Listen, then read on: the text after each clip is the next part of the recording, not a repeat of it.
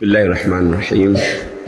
الحمد لله رب العالمين، وأشهد أن لا إله إلا الله وحده لا شريك له، وأشهد أن محمدا عبده ورسوله صلوات الله وسلامه وبركاته عليه وعلى آله وصحبه أجمعين. أما بعد، معاشر المسلمين أيها الأحبة، leo kwa alfajiri hii tutakumbushana masala muhimu, nayo ni maana ya alistiqama. Allah subhanahu wa ta'ala anasema, innal ladhina qalu rabbuna Allah thumma istaqamu tatanazzalu alayhimul malaa'ika alla takhafu wa la tahzanu وأبشروا بالجنة التي كنتم توعدون نحن أولياؤكم في الحياة الدنيا وفي الآخرة ولكم فيها ما تشتهي أنفسكم ولكم فيها ما تدعون نزلا من غفور رحيم. الله سبحانه وتعالى نسمع حقيقة wale ambao innal ladhina qalu rabbuna Allah, hakika wale ambao wamesema mola wetu ni Allah, thumma istaqamu, kisha wakawa na msimamo, wakawa na istiqama, tatanazzalu alayhimul malaika, wakati wa kufa pale wanapokuwa katika hali ya istihdhar, roho inatoka,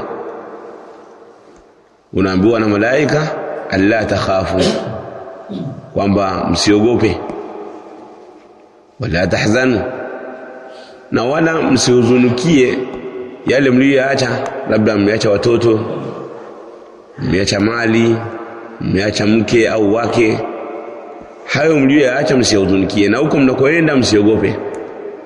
La takhafu wala tahzanu wa abshiru bil janna, bashirieni kama nyinyi mtaipata pepo ambayo allati kuntum tu'adun, ambayo mlikuwa mmehaidiwa.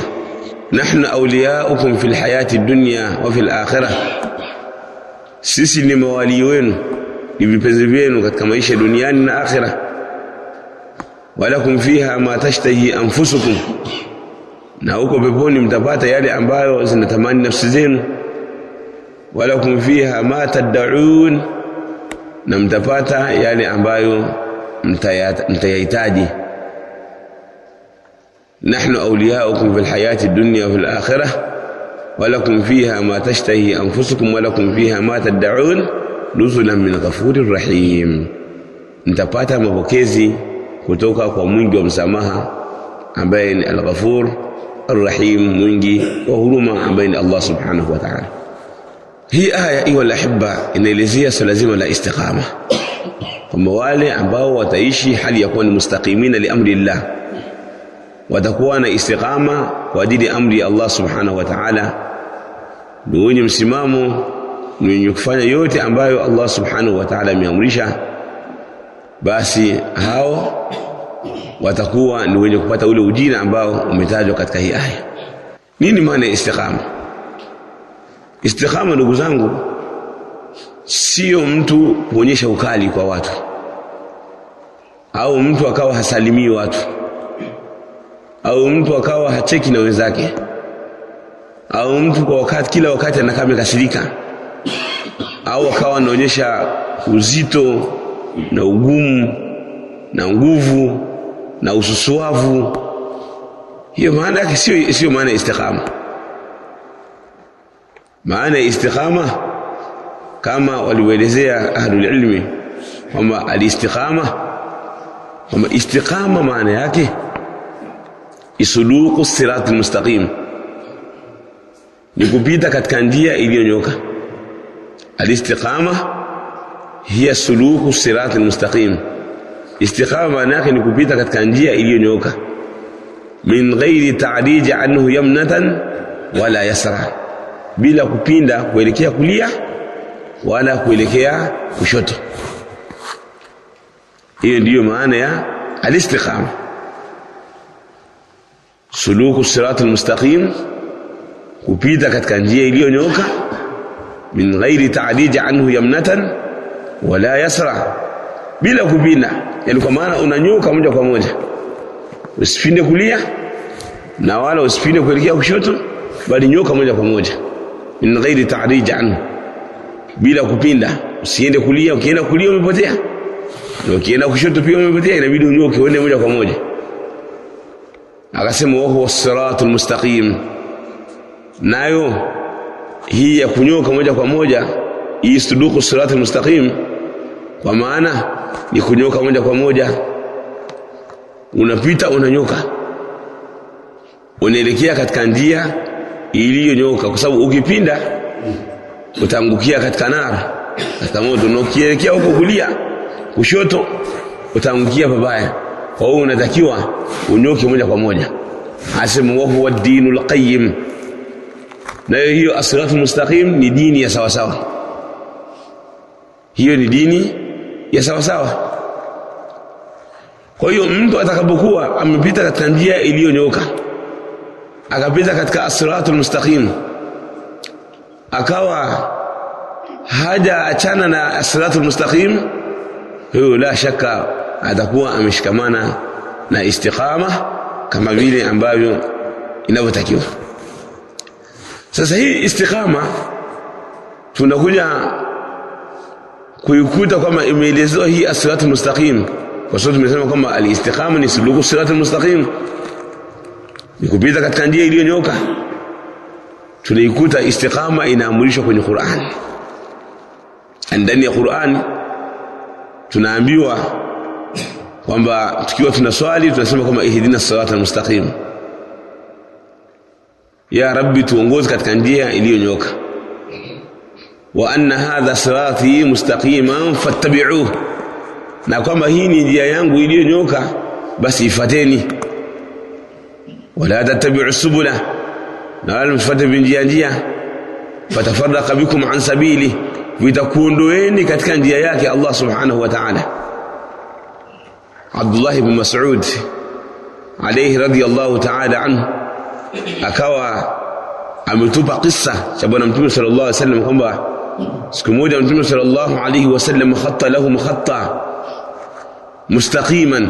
Mtume sasa siku moja aliwatolea mstari ambao ulikuwa unanyoka, wa khatta bijanibaihi khututan, na akawa amechora yani katika pande za huo mstari mistari. Mtume sana akasema hadha sabilullah, hii ni njia ya Allah subhanahu wa ta'ala, wa ala kulli sabilin wa ala janibaihi subulun, na katika pembezoni wake kuna nini? Kuna vinjia. Akasemaje? Akasema wa hadhihi subulu shaytan, hivi vinjia ambavyo viko kulia na vingine viko kushoto, hizi ni njia za shetani. Akasema kwa hiyo fuateni hii njia ya Allah subhanahu wa ta'ala, as-siratu al-mustaqim. Sasa siku moja katika masala ya hii as-siratu al-mustaqim aliulizwa mmoja katika sadatu tabi'in, naye si mwingine ni Abu al-Aliya ar-Riyahi rahimahullahu ta'ala. Akaulizwa ma huwa as-siratu al-mustaqim alladhi amarana Allah azza wa jalla bittiba'ihi, ni ipi hii njia iliyonyoka ambayo Allah subhanahu wa ta'ala ametuamrisha kuifuata? Akasema as-siratul mustaqim, njia iliyonyoka ambayo Allah subhanahu wa ta'ala ametuamrisha kuifuata huwa Abu Bakr wa Umar, ni Abu Bakr na Umar. Au akasema huwa Rasulullah sallallahu alayhi wasallam wa sahibahu Abu Bakr wa Umar, ni Mtume sallallahu alayhi wasallam na masahaba wake wawili Abu Bakr na Umar. Yule aliyemuuliza Abu al-Aliya ar-Riyahi akawa amejibiwa hivyo, akatoka tena kaenda kwa Al-Hasan al-Basri, rahimahullah, akaenda akamuuliza kwamba nimemuuliza Abu al-Aliya kuhusiana na maana ya as-siratul mustaqim, akanambia maana yake ni nini? Ni Mtume Muhammad sallallahu alaihi wasallam na masahaba wake baada yake Abu Bakar na Umar. Unasemaje kuhusiana na rai hii au na tafsiri hii? Al-Hasan al-Basri akasema qad sadaqa wa nasah, qad sadaqa wa nasah, hakika amesema kweli na amenasihi. Na hii riwaya amepokea al-Imam Ibn Jarir al-Tabari rahimahullah ta'ala kwenye tafsiri yake kwa isnadi amoni hasan. Kwa nini maana yake? Maana haya maneno ayu al-ahibba kwamba man arada as-suluka as-sirata al-mustaqim, yule ambaye anataka kupita katika njia iliyonyooka, ambao mtu hawezi kuwa na istiqama mpaka apite katika njia iliyonyooka, fa alayhi ay yatamassaka bi sunnati rasulillahi sallallahu alayhi wasallam wa sunnati ashabihi. Mtu ambaye anataka asikamane na njia iliyonyooka lazima ashikamane na sunna ya Bwana Mtume sallallahu alayhi wasallam na sunna ya masahaba wake. Sunna ya masahaba wake ambao viongozi wao ni al-khulafa ar-rashidin, Abu Bakr wa Umar wa Uthman wa Ali. Na hao khulafa ar-rashidin viongozi wao ni Abu Bakr na Umar. Viongozi wa al-khulafa ar-rashidin viongozi wao ni Abu Bakr na Umar. Kwa hiyo imekuwa ni kama dhikru al-ba'dhi wa idhadatu al-kull, ni kama vile wametajwa baadhi ya watu au baadhi ya vitu, lakini mradi wake ni vyote. Kwa maana ni kama vile amekwambia Abu al-Ali ya kwamba muradi wa as-sirat al-mustaqim ni ittiba'u sunnati rasulih sallallahu alayhi wasallam, ittiba'u sunnati ar-rasul sallallahu alayhi wasallam was-sahabati ridwanullahi ta'ala alayhim ajma'in. Njia iliyonyooka ni kumfuata Mtume sallallahu alayhi wasallam na kuwafuata masahaba wa Bwana Mtume Muhammad sallallahu alayhi wasallam. Kwa hali hiyo wewe unakuwa umefuata as-sirat al-mustaqim, na hilo lina ushahidi katika mambo mengi sana, katika ayat Qur'aniyya na ahadith nabawiyya. Mtume sallallahu alayhi wasallam siku moja alikuwa anaelezea masuala mbalimbali ya mambo ya ashratu saa wa ma ila dhalika.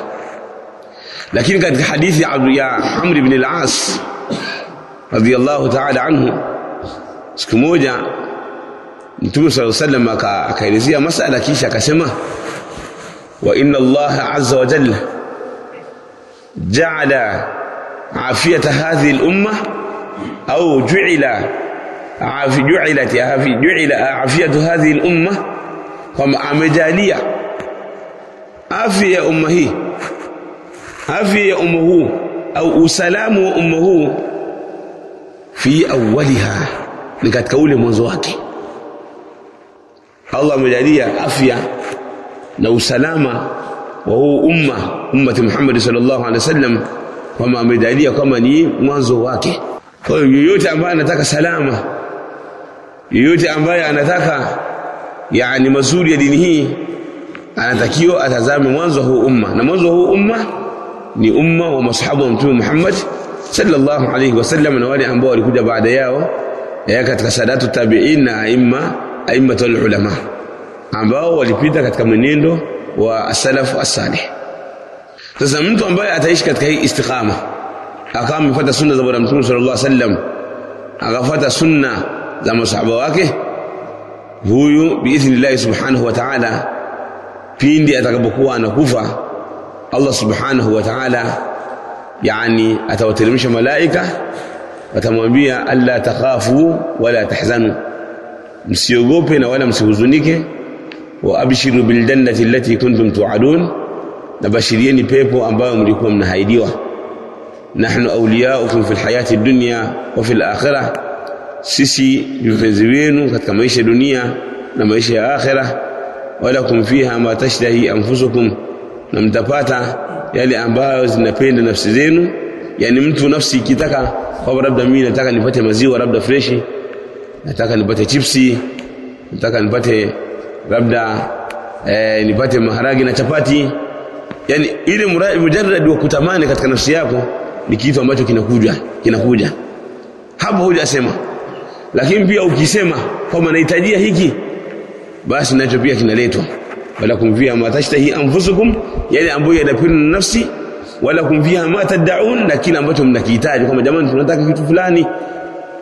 Wale ambao wamewekwa kwa lengo la kuhudumia watu wa peponi nao wataleta hicho kitu. Lakini mtu anaweza kaogopa kwamba wakati wa kufa huenda mimi nilikuwa na madhambi, kwa sababu hakuna asiyekuwa na madhambi. Hakuna mtu ambaye anaishi hana madhambi. Watu wanafanya madhambi mbalimbali, tunafanya madhambi asubuhi, tunafanya madhambi usiku. Sasa akiwa katika hali kama hiyo, anapokufa anaogopa kwamba yale madhambi huenda yakaniletea matatizo.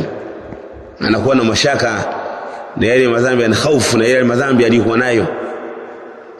Wale malaika wanamwambia kwamba nuzulan min ghafurir rahim, utakuwa katika mapokezi ya yule mwingi wa msamaha, kwamba yale mapungufu uliyokuwa nayo yatasamehewa na Allah subhanahu wa ta'ala.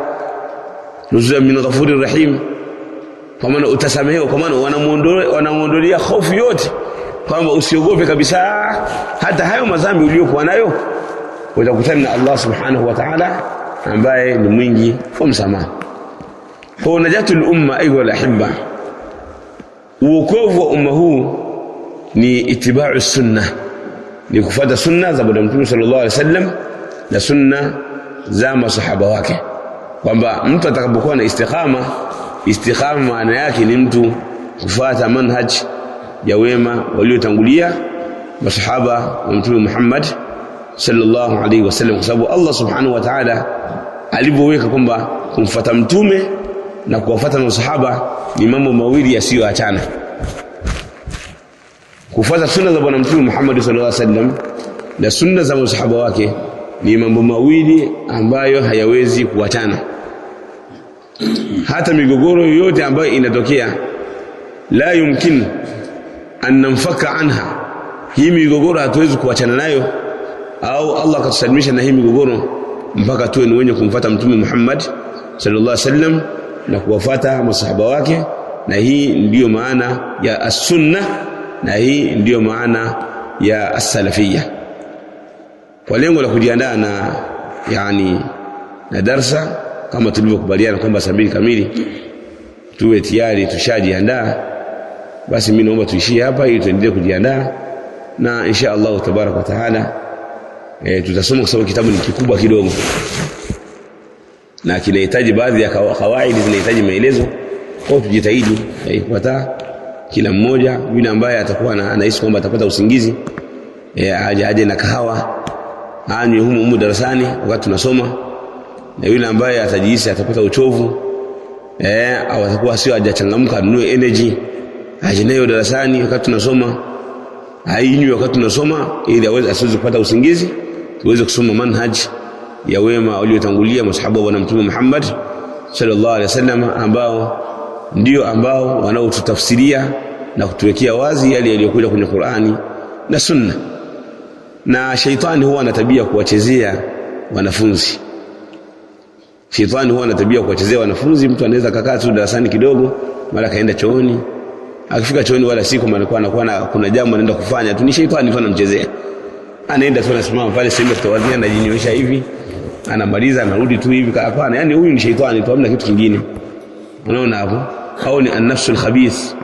Kwa hiyo mtu ajitahidi kwamba shaitani asimchezee katika masuala kama haya.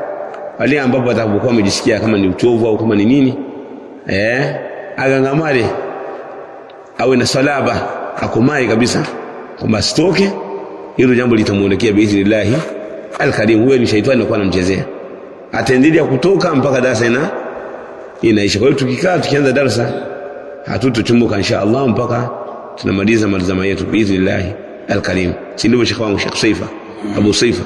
Si ndivyo Sheikh? Naam, tunaipiga malzama, tunamaliza, na Allah subhanahu wa ta'ala atatulipa. Nasallallahu azza wa jalla an yu'allimana ma yanfa'una wa an yanfa'ana bima 'allamana wa an yazidana ilma. Jazakumullahu khaira, barakallahu fikum.